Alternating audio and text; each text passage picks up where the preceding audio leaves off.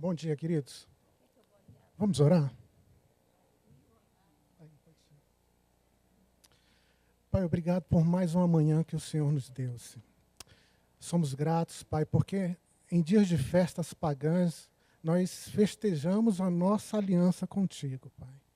Obrigado porque o Senhor sabe esconder o nosso coração na Tua presença. Embora às vezes desanimados, o apóstolo Paulo nos ensina, a nossa esperança está em Ti. Fortalece essa manhã, nos dê entendimento, coloca princípios sobre o nosso coração, fortalece os nossos pensamentos, para que possamos entender com a Tua graça e com a Tua paz. Assim que eu te rendo graça, Senhor. Amém. Queridos, o assunto de hoje é... Primeiro, eu sou grato por mais uma oportunidade que o pastor e o conselho nos deu, e estamos trabalhando junto com cabeças pensantes, o pastor, o presbítero Carlos, e estamos caminhando, querido, numa estrada, que a nossa motivação é o nosso Deus, a nossa razão. Embora isso pareça ser poético, em alguns momentos da vida, isso de fato, nos fracassos da nossa alma, Ele continua sendo a razão. E nós vamos encarar isso nesta manhã. O assunto é cosmovisão cristã. O gênero é soberania de Deus. É como se fosse um subgênero cosmovisão cristã. E dentro do subgênero a gente vai tratar de algumas espécies.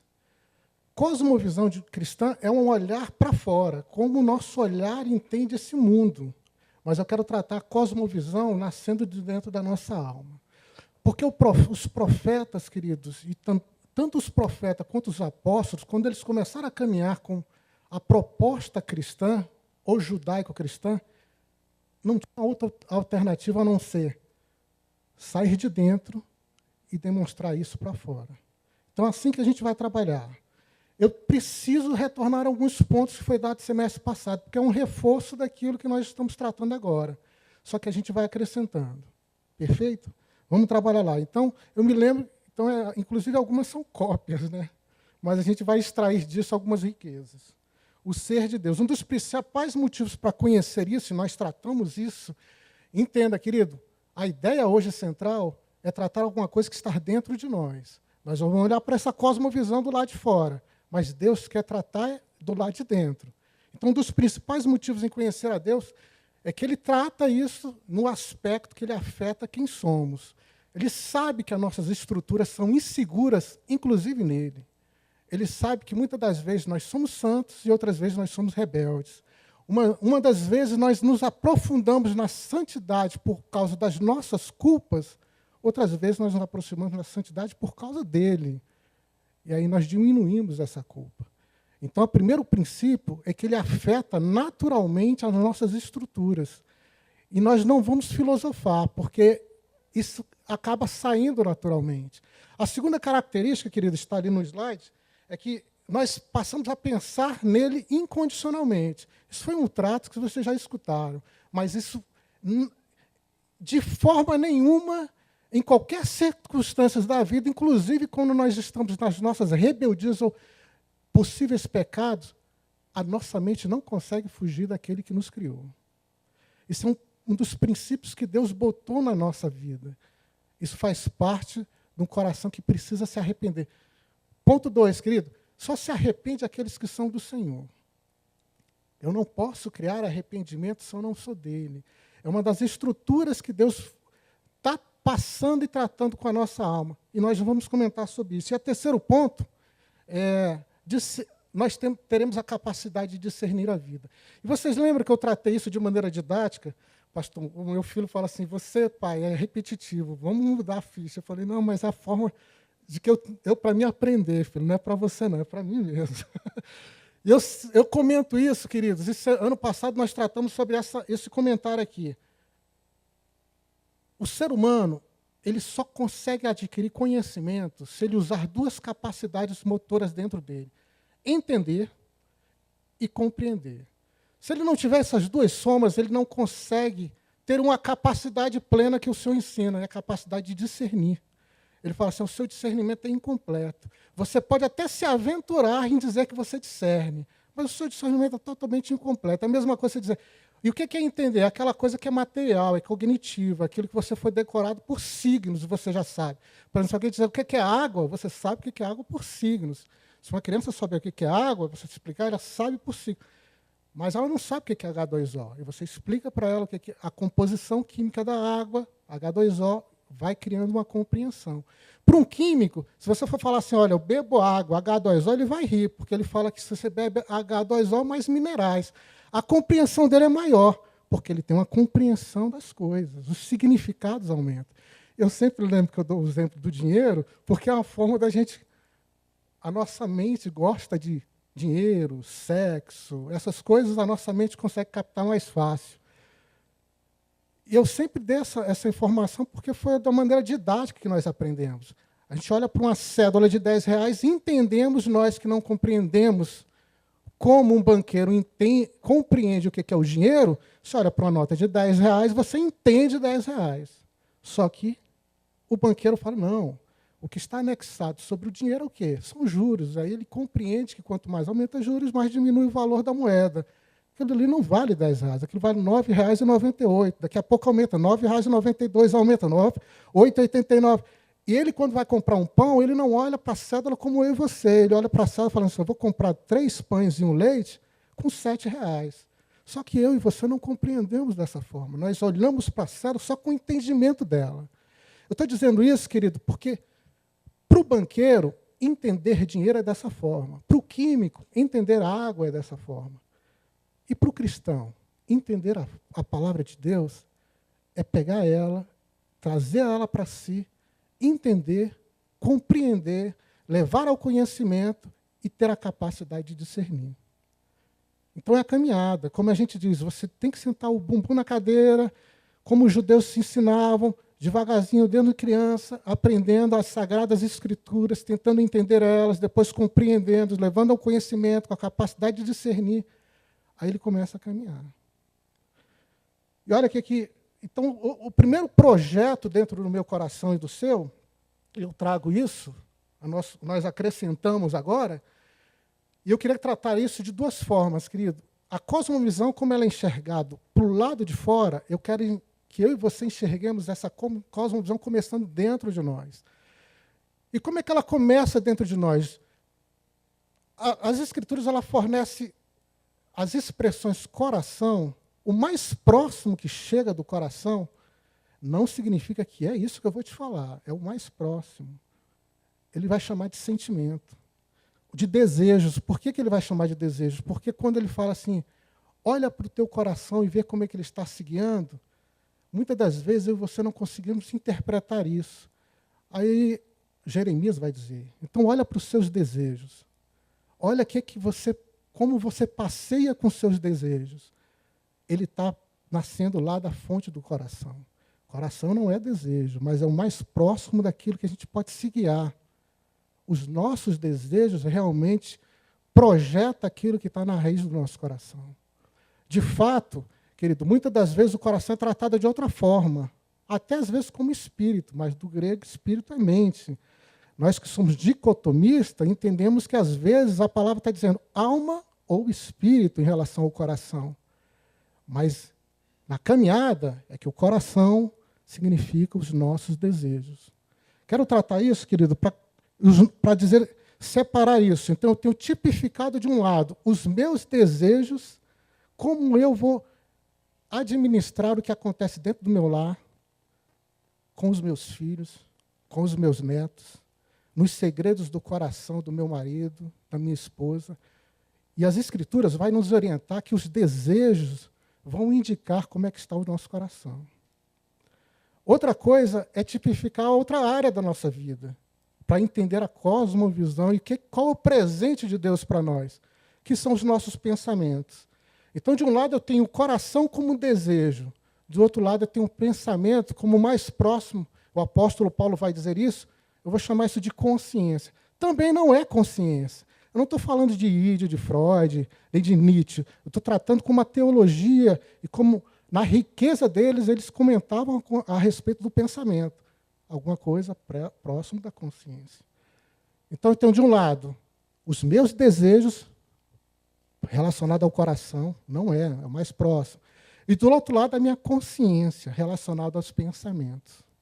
Quero caminhar nessa estrada, querido, para compartilhar com você como o coração do ser humano passeia na presença de Deus, glorificando, e como ele se revolta quando as coisas não acontecem como ele quer. Eu planejei, eu cuidei da minha vida, eu criei os meus filhos na casa do Senhor, mas todas as coisas mudaram de curso. Aí o meu coração começa a mostrar diante de Deus as minhas esperanças. E minha consciência começa a mostrar um capítulo que a gente vai falar mais à frente, da nossa depravação. O salmista diz, não sejais como ímpio.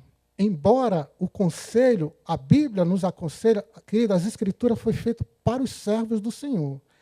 As Escrituras não foi feito para o ímpio, foi feito para os servos do Senhor.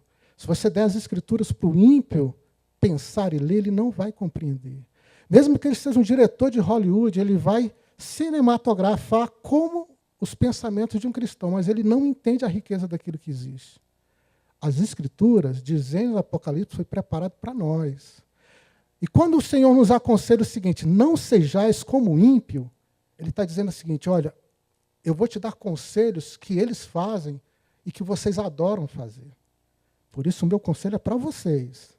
Não sejais como ímpio, que desejam mal, planeja ser orgulhoso e soberbo acima do que convém, deita a sua cabeça no travesseiro e pensa em coisas altivas demais que não pode acontecer. Não sobrevenha sobre vós algo muito altivo, porque o Senhor abate o soberbo e exalta o humilde. Então ele está aconselhando os servos do Senhor no seu coração a compreender. E aí a gente tem um passo interessante. O coração dos servos de Deus, o principal projeto do Senhor é que ele quer ser glorificado. John Piper diz isso, numa obra maravilhosa junto com John Stott. Joseph Ian Packer também caminha por essa estrada dizendo, a glória do Senhor é a razão de nós termos sido feitos. Nós fomos feitos para adorar ao Senhor e nada mais. E deu circunstâncias e talentos para a nossa vida. Quando usaremos esses talentos. Para quê? Glorificar o Senhor. Casei para glorificar o Senhor. Criei meus filhos para glorificar o Senhor. Os meus netos estão rebeldes. Oriento o meu filho, oriento os meus netos para glorificar o Senhor. Não há mais discussão, não há conversa na nossa casa, só há briga. Tudo bem, eu conservo a minha mente no Senhor, porque a ideia principal é para glorificar o Senhor. Então a ideia principal é essa. Uma das razões da cosmovisão é colocar no meu coração, no seu coração, o principal é o princípio. Eu e você, aonde passearmos, a ideia máxima, sermos presenteados. Como? Glorificando o nosso Pai. Aí ele diz o seguinte, o coração do servo de Deus tem que ter a sua maior razão da vida. Que ele nasceu para adorar, que ele nasceu para compreender, ele nasceu para glorificar o seu Senhor. E aí ele começa dizendo o seguinte, o coração do homem tem o prazer. Quais são os maiores prazeres do homem? O Salmo 51, querido, vocês lembram que tem um cidadão, nós conhecemos esse cidadão, Salmo 51, ele peca e Deus está esperando ele se mostrar para o Senhor. É interessante, queridos, que quando nós, que somos do Senhor, pecamos, uma das experiências e os nossos abismos do pecado não é confessado, uma das primeiras experiências é não sentir a presença daquele que nos criou. Que interessante, né? Base do pecado, que nos afasta de Deus. E o salmista, que aprontou contra o seu homem da guarda, o seu homem de segurança, projeta matar, ele quando percebe que as suas orações não têm mais sentido, que o seu clamor não faz mais sentido diante de Deus, ele chega para Deus e diz assim, olha, eu transgredi, eu sei que eu errei, eu sei que os meus pecados estão sendo amassados, eu sei que a minha oração não está sendo mais ouvida, eu sei disso. Aí no versículo 10 ele diz, então faz o seguinte, Deus, cria em mim um coração novo. Eu não tenho mais como viver como sou. Eu tenho que mudar, porque a história que o Senhor depositou em mim não está valendo a pena. Então faz o seguinte, eu não quero mais ser a mesma pessoa, mesmo que o Senhor mude a história. Tire o meu reinado, tire tudo, mas que eu continue sentindo a tua presença. Cria em mim um coração puro e renova em mim um pensamento, um espírito estável. Quem falou isso? Davi. Nas suas tragédias, ele muda as circunstâncias, mas ele pensa, ele vai falando, se o Senhor me perdoar, até os transgressores que pecam como eu peco, até eles que têm vergonha da tua presença, se o Senhor me perdoar e eu voltar a te adorar como convém, eu vou dizer a eles das minhas transgressões. E eu vou dizer a eles que o Senhor restaura pecados. E eles vão servir para te adorar. Davi estava conversando com Deus sobre aquilo que é base necessária do relacionamento com Deus. Deus adora ser adorado. Então Davi coloca a oração em curso e diz assim, Senhor, se o Senhor perdoar as transgressões deles, através de mim eles vão te buscar e vão fazer o básico, te glorificar. Isso é uma deixa para nós, queridos, na nossa casa, se os nossos netos são rebeldes, se os nossos filhos são rebeldes, uma oração linda, você chegar a Deus, cuida do meu filho, porque se o Senhor perdoar o pecado dele, restaurar a mente dele, aquilo que eu não posso fazer, ele voltará a fazer aquilo que tu mais amas, te adorar. Que coisa linda, hein? Vamos lá? E aí ele começa dizendo, um dos projetos dessa marca do coração, querido, é que ele tem a capacidade de se enganar. E eu peguei Jeremias, e vou passar alguns minutos em Jeremias, porque eu acho notável a história dele. E Jeremias diz o seguinte, enganoso é o coração mais do que todas as coisas, e perverso, quem o conhecerá? É uma base, né? Bonita essa história. Mas vocês lembram? Continuando, Jeremias passa por uma tragédia, né? Jeremias confia no Senhor. Capítulo 12, ele diz para o Senhor assim, Senhor, o Senhor me chamou para ser instrumento da tua causa. Capítulo 12, ele diz, mas por que prosperam os ímpios? Por que eu não prospero como eles? Antes ele tinha declarado assim, olha, o Senhor conhece o meu coração porque ele é justo. E agora ele está invejando a prosperidade do ímpio. Lembra que a gente está trabalhando de causa? Nossa cosmovisão tem que começar dentro do coração. Aí Jeremias declara assim, olha, estou invejando. E o que Deus fala? Olha, querido, meu filho, você não anda, não sabe andar nem com os que andam a pé. Como é que você vai festejar a caminhada com os selvagens que andam a cavalos? Você quer se comparar, Jeremias, e desejar aqueles que amam os seus próprios deleites? Eles não pensam em ninguém, eles só pensam em si. Você quer invejar a prosperidade deles? Então, Jeremias, eu vou te ensinar. Você aprenda pelo menos a engatinhar na minha presença. Queridos, os profetas foram marcados como a tipificação do povo de Israel. O Senhor se levantou profetas para demonstrar nos profetas como o povo pensava.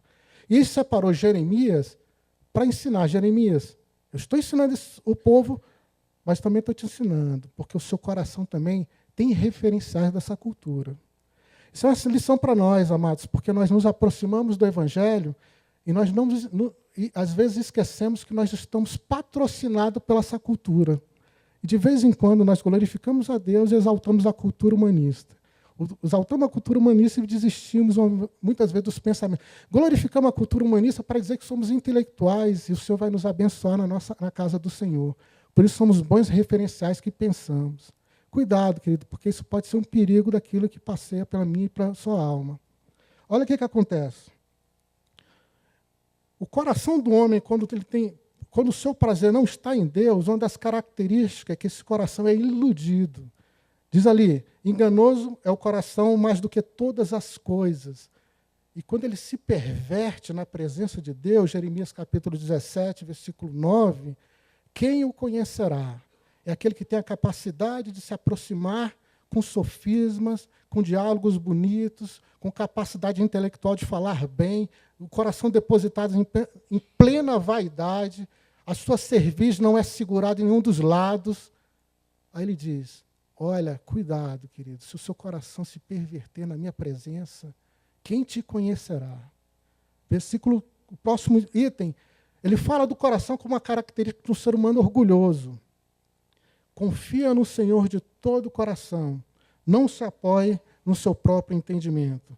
E eu pego algumas filosofias para a gente encher a nossa história. Muitas das vezes nós confiamos no nosso entendimento, pegando as filosofias do mundo como direcionamento da vida. Nós nos orgulhamos da mensagem do Senhor, mas o que direciona a nossa vida são alguns humanistas que declaram que não ama a Deus. Mas nós usamos ele para dizer assim, o Senhor manifesta a ciência em todas as coisas. Que no mais cuidado. Os profetas, quando foram presos, quando foram escravizados pelos caldeus, uma das características dos seus misticismos eram as suas filosofias. Eles passaram a filosofar como os caldeus, passaram a pensar e raciocinar como eles. E Deus, quando levou o castigo, falou assim, olha, vocês não pensam contra mim. Os caldeus tinham mania de exaltar o ser humano e botar dentro da casa como um Deus. E os israelitas estavam fazendo isso. Eles colocavam os seres humanos fortes, fotos de seres humanos fortes dentro das suas casas, para exaltar que eles foram salvos pelos heróis caldeus. Deus, quando foi matar essa prostituição dentro da casa de Israel, fala assim, olha, vocês filosofaram mal, os seus conselhos vêm de mim, mas vocês querem se envaidecer nos conselhos das filosofias e se acostumar porque isso é bom. Vamos lá. Sabedoria humanista, como conselheiros. Muitas das vezes nós pegamos isso e achamos que isso é a razão e parte para caminharmos com Deus. Nós não frustramos Deus no nosso pensamento, mas nós gostamos dos conselhos porque eles são fonte dos nossos guias. Outras vezes nós pegamos doutrinadores humanistas como referenciais para a nossa família e para a nossa vida. Algumas vezes nós pegamos livros de autoajuda como resposta para a nossa própria alma. E algumas outras vezes nós espiritualizamos, pegamos vícios espiritualistas para falar que isso é bom e importante para a nossa vida. Alguns outros momentos nós fazemos isso por causa do nosso coração. E outras vezes nós usamos palavras de persuasão. O poder está dentro de você. Você vencerá. Isso são palavras de força que muitas das vezes nós aprendemos nos contextos humanistas e dos doutrinadores. Eu vou pegar uma teoria que eu peguei semestre passado para relembrar para você, queridos. Nietzsche, ele falava assim, olha, ele promovia o assassinato de Deus em sua obra O Anticristo. Eu li um capítulo do Anticristo, quando ele fala Deus está morto, eu comentei isso com você, que ele diz o seguinte, olha, você pode crer em... Deus é um apontamento da subjetividade social. Deus existe para isso. Então você pode usar isso. É um instrumento na hora que você quiser. Aí Nietzsche fala, eu não creio que Deus existe. Você pode não crer que Deus existe, mas você também pode crer que Deus existe. Desde que, no seu existencialismo, você cria mais em você do que em Deus. Porque, no final de tudo, não vai valer mais nada, porque Deus não existe. E aí ele vai colocar... Louis Feuerbach, ele diz assim, conhecido como mais notável influência de Karl Marx, a criatura, diz uma grande frase, inventor Deus como reflexo do homem. Karl Marx diz, o medo cria a divindade. E Engels diz, tudo que pode ser pensado é real. E tudo que é real pode ser pensado. No livro famoso dele. E aí, essa é uma estrutura que eles veem para conservar o meu espírito e o seu espírito dentro da casa de Deus. E muitas das vezes nós utilizamos, eu já utilizei isso muitas das vezes, para até potencializar as nossas reflexões, para dizer que nós somos racionais e pensamos bem e equilibrado. Olha o que diz o Deus como resposta a isso, e nós falamos semestre passado.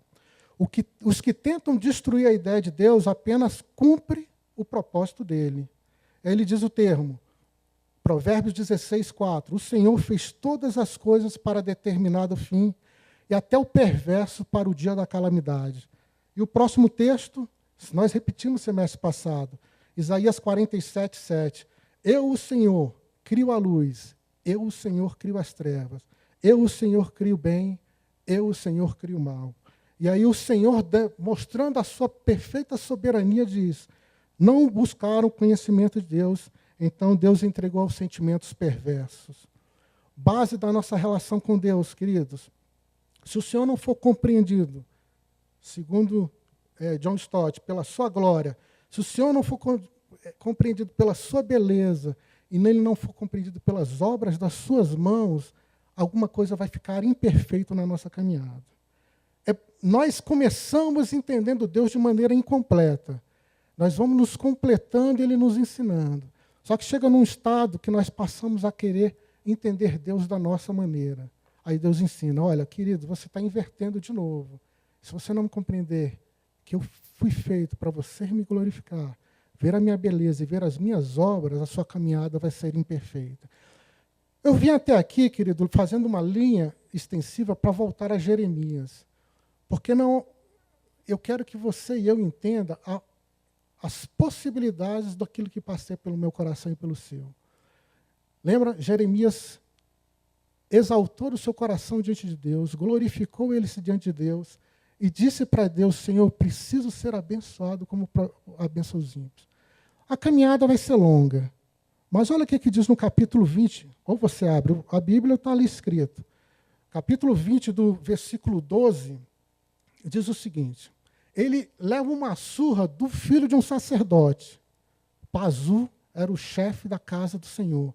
Dá um pau em Jeremias, e Jeremias coloca ele no tronco, deixa ele de um dia para o outro, e fala assim, viu, Jeremias, como não é a sua voz que declara, não é a sua vontade, não é do jeito que você pensa, você está me envergonhando sobre Israel, então eu vou mostrar as obras das minhas mãos. Eu é que vou te envergonhar.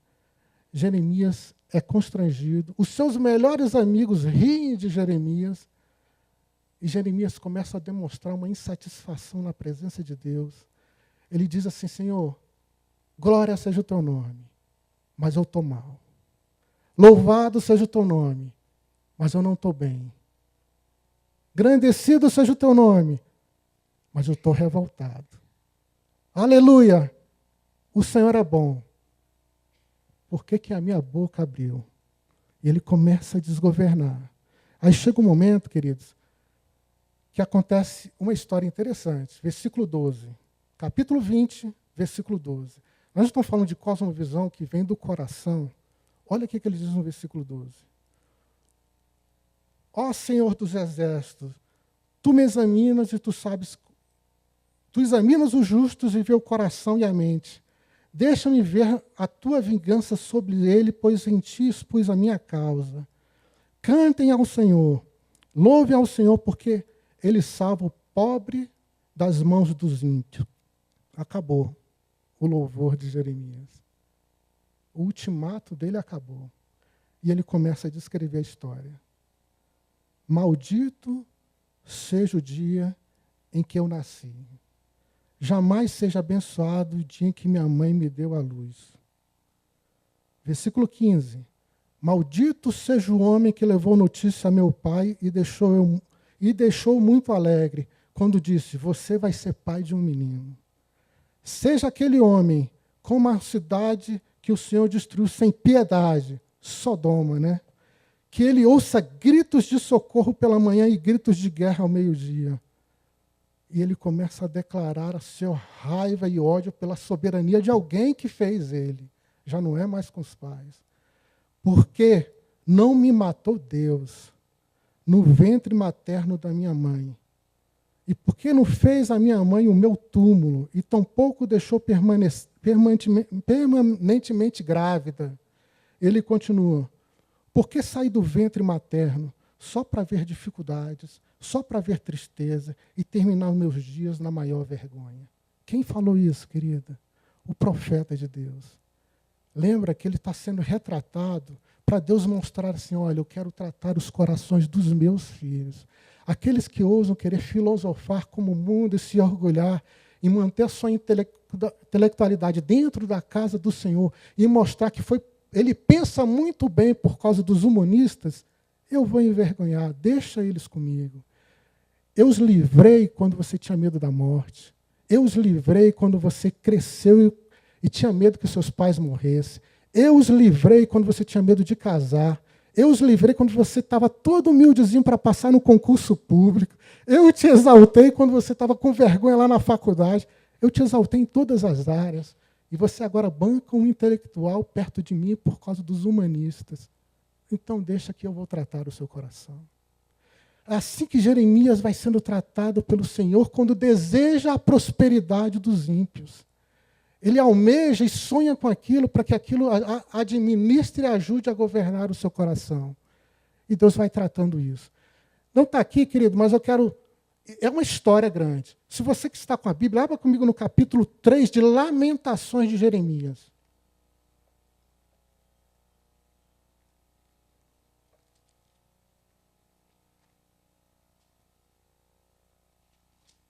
Olha o que é que diz o capítulo 3 de Lamentações. Então, Jeremias, ele leva um pau, depois ele vai ser profeta, porque ele é representação da agonia de Israel.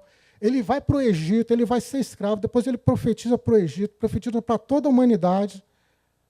Aí Deus, no capítulo 3 de Lamentações, onde a história está caminhando, olha o que Deus vai fazer com o coração desse homem, queridos. Olha o que diz, eu vou passar rapidamente algumas instruções.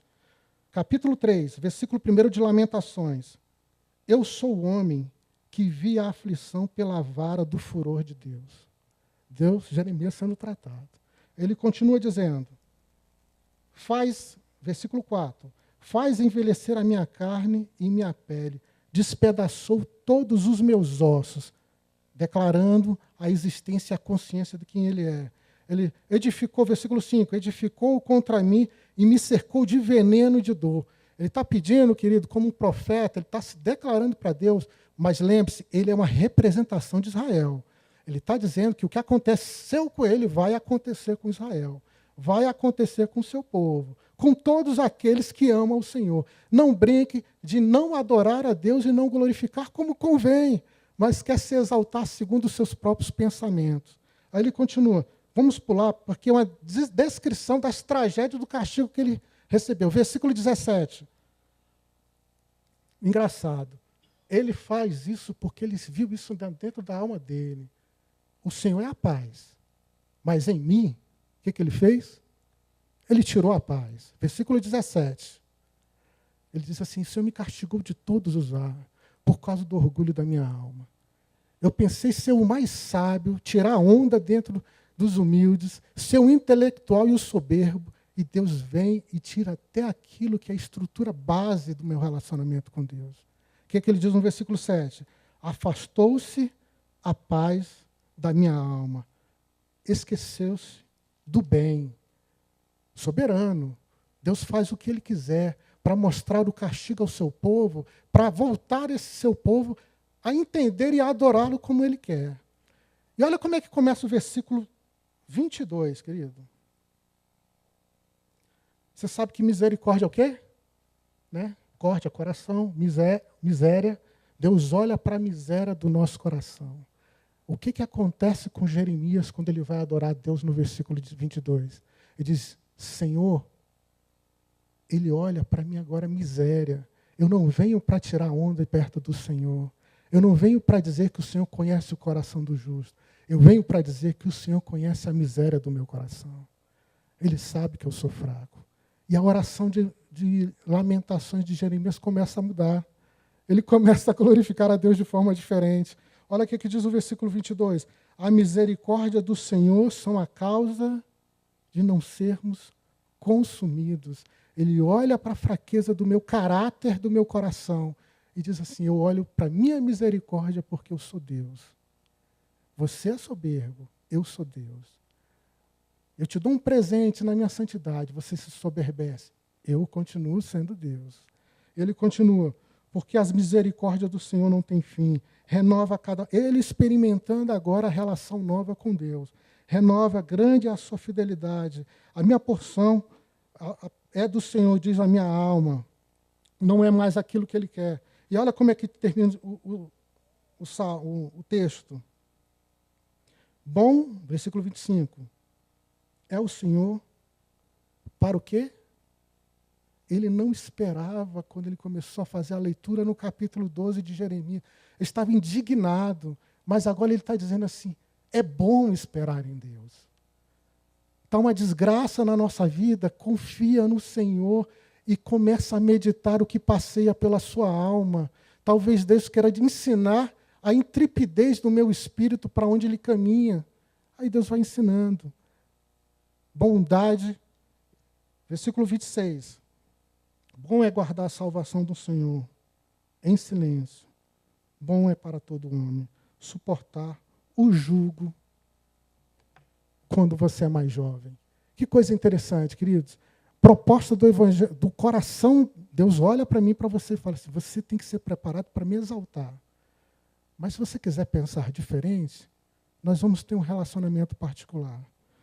Próximo passo. Porque dá para tirar onda, como eu falo para meus amigos, na intimidade do nosso lar. Dá para a gente tirar onda, mas perto da presença do nosso Criador não dá, queridos. Próximo texto. Uma das outras características, ainda ligada ao coração, o coração dos servos demora em clamar a Deus porque confiam nas suas próprias forças. Você já vê? Uma das características do nosso relacionamento por Deus é que eu disse isso no semestre passado, nós amamos a Deus por osmose, nós amamos Deus por costumes ou por tradição. Nós amamos Deus por tempo de serviço prestado. Nós amamos Deus por isso. Então, Deus está caminhando e nós passamos a usar as teologias que começam a aparecer.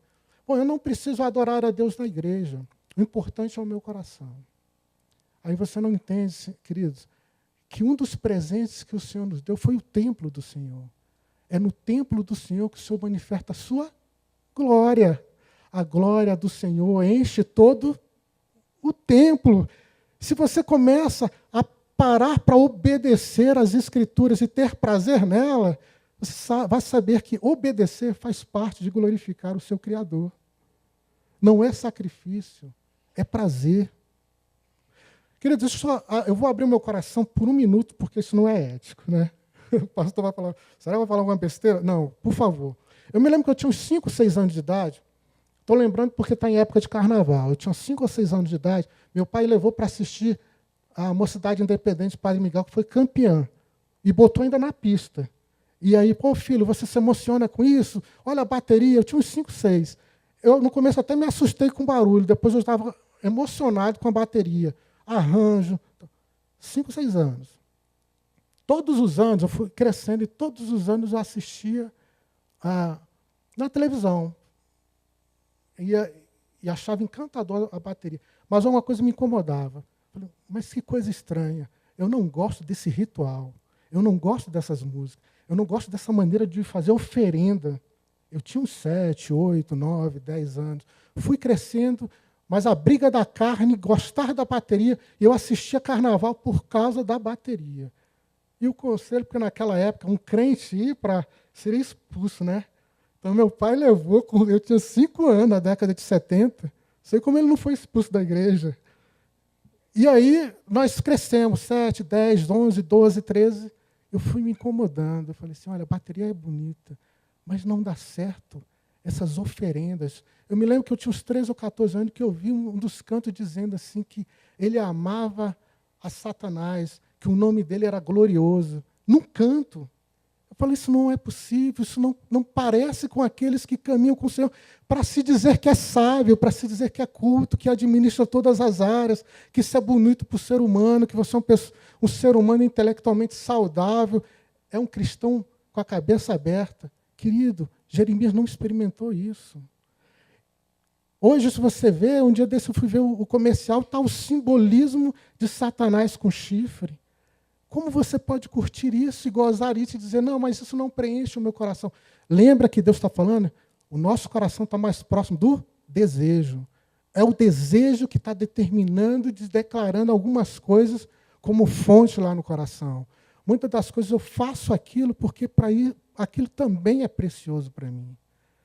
Olha o que diz aqui, o coração daqueles que estão no caminho do Senhor, esperam pelo Senhor, mas segundo a sua força. Olha o que diz. O coração dos seus servos demoram a clamar a Deus, confiam mais nas suas próprias forças. Lucas capítulo 18, versículo 1. Jesus declara isso. Contou-lhe também, está escrito aqui na tela, contou-lhe também uma parábola sobre o dever de orar e nunca desfalecer. E ele vai contar a história de um ser humano mau, né? Você já conhece o texto. Dizendo, havia na cidade um certo juiz que nem a Deus temia e nem respeitava homem nenhum. Havia também naquela cidade uma certa viúva que ia ter com ele, dizendo: faz-me justiça contra os meus adversários. E por algum tempo não quis atendê-la, mas depois disso, disse consigo: ainda que não temo a Deus, nem respeito os homens, todavia, como essa viúva me molesta todos os dias, hei de fazer justiça, para fim de que ela não volte e não me importune mais. Você lembra? Esse é um texto claro. Aí Jesus está ensinando. Vocês oportunam os seus orgulhos e recebem resposta para eles. Por que vocês não fazem isso para Deus? Se prostrem diariamente e conversem com o seu Criador. Ele diz isso. E disse o Senhor: ouviu o que disse o justo juiz? E Deus não fará justiça aos seus escolhidos, que clama a Ele dia e noite, ainda que tardio para com eles? Digo como depressa Ele fará a justiça. Quando, porém, vier o Filho... Olha que texto interessante. Agora Deus está projetando. Os seus corações estão maquinando sempre os seus interesses. Aí Jesus diz para o futuro, para o agora, né? Ele diz: quando eu vier, por acaso, acharei convicção de fé na terra? Por acaso, quando eu voltar, acharei alguém que vai me clamar segundo o meu coração e não o coração deles? Será que eu vou encontrar eles quando eu voltar à terra? Porque cada um procura segundo seus próprios interesses. Que coisa interessante, né? E aí vai, continua outra característica. Coração sobrecarregado com o mundo não discerne as coisas de Cristo. E ele vai colocar nesse pacote 3 coisas como se elas fossem acumulativas. Elas não são iguais, mas elas vão se acumular no mesmo copo. Ele diz: acautelai-vos vós mesmos para que nunca vos... Lucas 21, 30 casos. Vos faça suceder como acontece no coração. Fique sobrecarregado com as consequências das orgias, da embriaguez. Fala, orgia, você não vai enxergar o evangelho. A embriaguez, você não vai ser lúcido. Aí ele coloca uma coisa no copo. O que ele põe? Ele põe as dificuldades da vida. As demandas da vida no seu coração estão tão grande, exaspera tanto a sua alma, que nesse pacote ele vai dizer assim: você não consegue discernir as coisas. Lembra que a gente começou conversando? Entende, mas compreende, o conjunto dele é discernir. E Deus está falando assim: você não consegue discernir, porque os afazeres da vida agoniam tanto a tua alma que você não consegue me buscar. E quando busca, é tão desesperado que não consegue enxergar. Próximo texto. E aí eu quero entrar, eu saio do coração, querido. Lembra, a gente começou com essa ideia da cosmovisão, são 11h15, e agora eu quero colocar outra caminhada, que é a nossa consciência. Nós trabalhamos com essa ideia e quero retornar a ela. Lembra, a consciência depravada, reprovada, até no coração. Hebreus 12:16, texto que a gente já leu. Esaú busca o seu Senhor. Busca a Deus em oração com lágrimas. É isso que está escrito no texto? Não é isso? Olha lá. Ninguém seja devasso, ninguém seja profano como Esaú. Querendo herdar a bênção, foi rejeitada, embora com lágrimas não tivesse buscado. Ele orava a Deus, ele clamava a Deus, ele suplicava ao Senhor. E nós sabemos que Esaú era rico. Ele não precisava de bênçãos materiais. Lá em Gênesis está dizendo que quando Jacó foi presenteá-lo, ele queria o carinho de Jacó, ele não queria os presentes de Jacó, porque ele já tinha fartura. Ele queria o amor de Jacó. Ele entendia que Jacó, como herdou a bênção, olha, o Jacó não posso me odiar, ele tem que me amar. Eu perseguia, mas eu sei que agora é os planos do Senhor. Mas na presença de Deus ele chorava. Isso já aconteceu comigo e com você, querido? Chorar, caminhar. Eu vou dar um exemplo de Don Stott, que eu acho legal e interessante.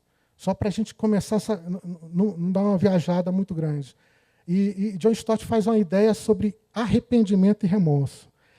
Eu vou compartilhar porque eu tinha uma grande dificuldade em entender isso, por mais que muitos explicavam. Eu falei, mas não entendo. Aí eu lendo o comentário dele, é isso aí. E ele diz o seguinte, que tanto o arrependimento quanto o remorso, os dois levam à culpa. Os dois vão levar a ideia de culpa aos valores morais. Esses valores morais são terrenos, ou esses valores morais são divinos. Mas os dois têm uma culpa. Os dois caminham com essa ideia. Ele diz assim, e os dois lutam para que essa ideia saia do coração. Aí ele começa a separar. Eles passeiam iguais. Quem está do lado de fora não percebe. Aí começa a divisão. Quem praticou algo errado, por valores morais, ele diz o seguinte, e quem se arrependeu, a cada dia a sua culpa dentro dele vai sendo administrada e ele vai melhorando como ser humano. Ele vai se matei alguém, Deus me perdoe, porque para o arrependido, o erro foi atingir o outro. Ele é arrependido porque ele sabe que ele atingiu a Deus. Então ele se arrepende porque ele machucou o seu Criador, o próximo. Então ele tem que se arrepender. E o do remorso? Ele está preocupado com os valores morais porque ele machucou a si mesmo. Então ele está com vergonha de ter matado. Por si mesmo. Ele não quer ver você porque ele adulterou, ele quer se afastar. Poxa, olha, não aviso para o meu pai, eu estou com vergonha. Por si mesmo. O arrependido, ele fala, olha, me perdoe, a quem eu devo anunciar o meu arrependimento? Porque eu errei. Interessante essa caminhada. E eu estou declarando isso porque em Esaú isso acontece, queridos. Ele chora, ele demonstra arrependimento. E Deus olha para ele e diz, você não se arrependeu. Isso tudo é apenas remorso. Você continua se sentindo cada dia mais culpado por ter vendido a herança. Vamos lá. Outra consciência é com a consciência imatura. Se você está com texto, abre em Gálatas capítulo 4, versículo 1. Você sabe que o apóstolo Paulo, sempre quando ele vai falar sobre crianças, e querida, já estou acabando, 11:20, toda vez que o coração fala sobre criança, na maioria das vezes que o apóstolo Paulo fala no Novo Testamento sobre criança, ele está associando essa criança à infantilidade e imaturidade. Vocês lembram lá em Corinto? Como é que começa a carta de Corinto no capítulo 3? Você lembra? Que ele disse assim, olha, vós sois crianças e carnais. E ele começa a declarar em Corinto toda a carnalidade do povo de Corinto por causa da sua infantilidade e imaturidade. Ele diz, vocês são crianças. A tal absurdo que o apóstolo Paulo vai de maneira constrangedora, querido, falar uma coisa que eu também fico constrangido. Eu vou dizer para vocês, mas para mim é vergonha. E o apóstolo Paulo fala que ele ficou constrangido, mas ele tem que dizer para os o criança.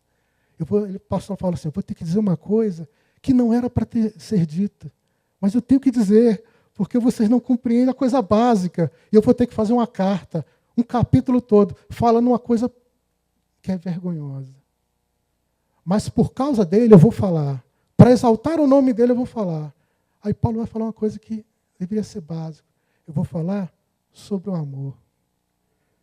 O apóstolo Paulo fala, isso é constrangedor, Coríntios. Vocês deveriam saber sobre o que é o amor, mas vocês são tão crianças e tão carnais que eu tenho que fazer uma carta, registrar, escrever e falar o que era o amor. Ele até começa dizendo que não é, porque ele sabe da loucura da infantilidade de Corinto. Em Efésios, ele vai falar também da infantilidade dos Efésios. Ele vai chamar de quê? Cuidado para que não ande como criancinhas rodeados por vãs filosofias. Só que aqui em Gálatas, ele vai usar o termo crianças novamente, ou meninos, né? Capítulo 4, versículo 1. O que diz o texto? Digo, pois, que todo tempo em que o herdeiro de Deus é criança, é menor, e nada difere de um escravo, ainda que ele seja senhor de tudo, está debaixo de tutores e curadores até o tempo determinado pelo Pai. Ele está dizendo, você se aproxima de Deus com as suas experiências emocionais. Algumas são válidas, mas você esquece de se aproximar do Senhor com o teu espírito, com a sua alma, com o seu coração, com os desejos da sua mente e compreender quais os valores da glória de Deus, que foi o fim para o qual você foi chamado. Perdão, queridos, estou correndo, 11:25. Então a gente vai terminar. Cláudio, saiu a minha... Vou conectar aqui. Não dá mais, então vai aí. Porque eu vou entrar na ideia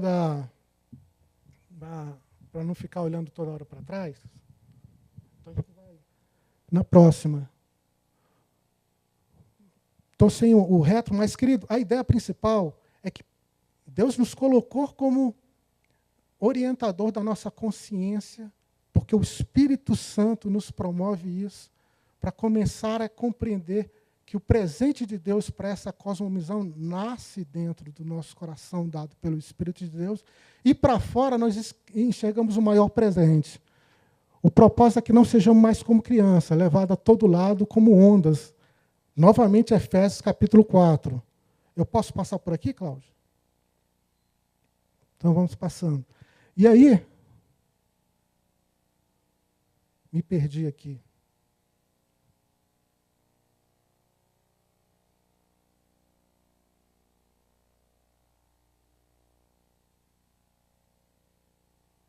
Está pedindo a senha. Perdão, queridos, isso aí é da online. Assisti quinta-feira uma exposição de John Piper ao vivo lá em São Paulo. Aí eu usei essa expressão, assisti ao vivo em São Paulo. Aí meu amigo falou, você estava em São Paulo? Eu falei, não, esqueci. Não, assisti ao vivo online. Aí ele falou, tá. Então eu sei que esse mundo online é diferente mesmo.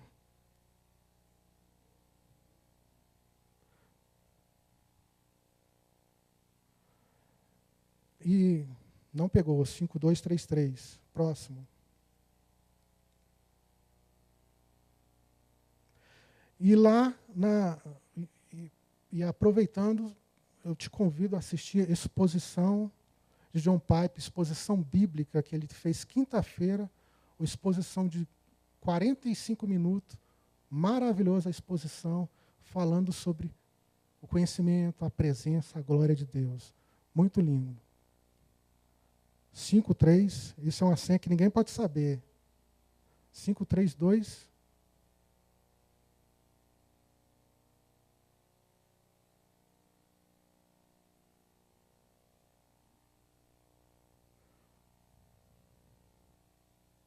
Desculpa, queridos.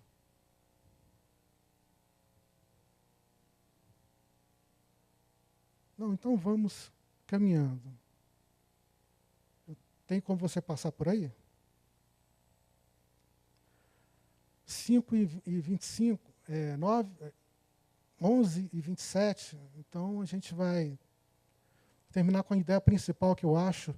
Nós pegamos o coração, nós pegamos a consciência, que deve ser cativo. Agora Deus está nos ensinando uma coisa sobre a sua própria glória, né? Sobre a sua própria presença.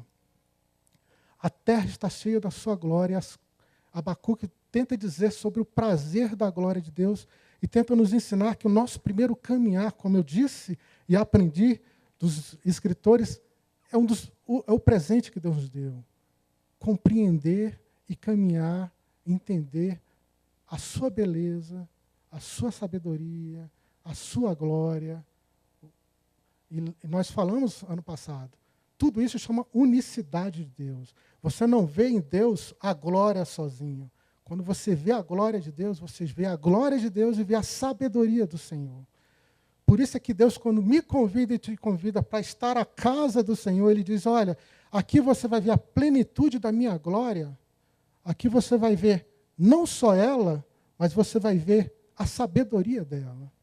Ela vai servir como um conselho para o seu espírito dentro do seu lar. Ela vai servir para você ser humilde e se humilhar na presença do Pai. Portanto, querido, um dos convites desse nosso coração, esse convite dessa nossa consciência, é compreender o que está externo, aquilo que Ele deu pelo seu espírito. Ele falou, eu dei a vocês, e vocês sabem andar para a glória de Deus. Outra característica é consciência imatura e humanista. Eu já tinha dito isso. Assim, Efésios 4:14, no Senhor insisto, não viva mais como gentios, que vivem na futilidade dos seus pensamentos. Pensamento como consciência. Eles estão obscurecidos no entendimento. Eles estão separados da vida de Deus por causa da sua ignorância em que estão devido ao endurecimento dos seus corações. Outra característica, consciência imatura e promove nisso o humanismo, né? O propósito é que não sejamos mais como crianças novamente, levados de lado a lado por ondas, nem jogados para cá e para lá por todo o vento de doutrina ou de filosofia e pelas astúcias e esperteza de homem que nos induzem ao erro para promover os seus próprios orgulhos. Na verdade, todo ser humano tem dentro de si a sua própria glória. Ele quer passar isso para frente. Ele quer que Deus seja visto junto com essa glória que existe dentro dele. Ele é vaidoso. Eu e você. Foi isso que Jeremias foi ser ensinado. Outra característica. Deus tem o prazer em mostrar a sua glória, porque a terra se encherá do conhecimento da glória do Senhor, como as águas cobrem o mar. Fomos feitos para a glória de Deus, coração e consciência. Portanto, quer comais, quer bebais, façais tudo. Para quê? Para a glória de Deus. Deus está nos ensinando. Quer ser, eu estou estudando para concurso. Na minha época, estudante de concurso, uma das coisas que me desesperava é falar assim, uma coisa que eu não tenho na minha cabeça, eu não posso deixar de estar na casa do Senhor. Porque somente é uma mente tradicional, você é uma mente cativada e foi doutrinada e dogmatizada pelos pastores, foi catequizada, por isso que... Não, querido, porque eu sei que a minha sabedoria sozinho, buscando a Deus, não me completa. Eu preciso estar com vocês e vendo em vocês o ensinamento da glória de Deus. Lembra que o pastor foi lá em casa e falou assim, olha, eu estou numa área que eu estou correndo perigo, eu preciso estar com os meus irmãos, porque dinheiro ufana o ser humano. E você não tem que ser controlado. Eu preciso ser castigado pelo meu irmão se eu vacilar.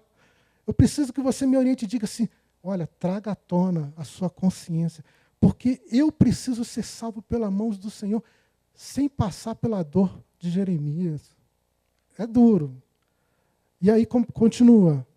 Cristo, resplendor da glória de Deus. Eu não sei se vocês se emocionam, mas tudo que é relacionado a Cristo, para mim, faz o sentido da sua glória. Olha o que ele diz, lá em Hebreus capítulo 1 e 2. Mas nesses últimos tempos falou por meio do Filho, a quem constitui herdeiro de todas as coisas, e por meio de quem fez o universo. O Filho é resplendor da glória de Deus. Quer glorificar a Deus? Glorifique o Filho. Esteja compreendendo a supremacia de Cristo. Compreenda quem Ele é para nós. Glorificaremos o nosso Pai. Próximo, para terminarmos, os olhos do Senhor estão a todo lugar contemplando os meus comportamentos. Deus consegue compreender todas as coisas no meu respirar. Existe uma doutrina que eu amo, pastor, e me apaixonei, está naquele livro de doutrina presbiteriana, e John Piper fala sobre isso. Há 12 anos eu acompanho John Piper, li um artigo há 12 anos atrás, eu não dei nada, mas depois eu comecei a me encher dele, falei, que coisa maravilhosa, que ignorância minha perdida. E ele fala o seguinte, a glória do Senhor, ela pode ser existida na minha vida e na sua vida. Olhe para o seu irmão e você vai ver a glória de Deus. Que presente. Então, por isso que eu digo para os meus filhos que têm 8 anos e 12, eu falei assim, Giovana, Gabriel, vá para a casa do Senhor e brinque com seus amigos, olhe para os titios e para os avós, porque você tem que contemplar neles a presença de Deus. Vamos orar, queridos? Pai querido, obrigado, porque, embora a minha ignorância seja grande, na tua presença o Senhor é misericordioso conosco, Pai. Fortalece o nosso espírito na nossa fraqueza. Tira de nós os nossos desânimos, Pai, os nossos medos. Tira a nossa inquietude e a nossa falta de fé. Mostra que a tua presença é maior do que a nossa incredulidade. Eu, Senhor, tenho medo dos meus dias, mas na tua presença eu estou seguro. Senhor, cuida dos nossos filhos e os nossos netos. Que mesmo que eles se envaideçam com esse mundo, A tua presença pode bastar muito neles, Senhor. Eu não sei aconselhar conforme os meus pensamentos, mas é a tua palavra que os leva para que eles sejam quebrantados. Controle os corações de homens e de mulheres nesta casa, de líderes e de servos, que possamos caminhar debaixo de uma aliança maravilhosa. A tua presença e a tua glória nos basta. Eu te rendo graça, Senhor. Fortalece nos nossos dias. Fortalece o nosso espírito, o nosso coração e a nossa mente. Para a tua graça, em nome de Jesus. Queridos, Deus te abençoe. É impossível, queridos, compartilhar coisas e não sobrar dúvidas, ou não sobrar discordância. Tenha misericórdia, calma. Caminhe. Deus vai estar nos ensinando passo a passo os modelos que Ele quer nos tratar. As possibilidades do Evangelho é muito rica. Guarda o seu coração no Senhor e caminhemos em paz. Deus te abençoe. Tenha um bom feriado com a graça do Senhor.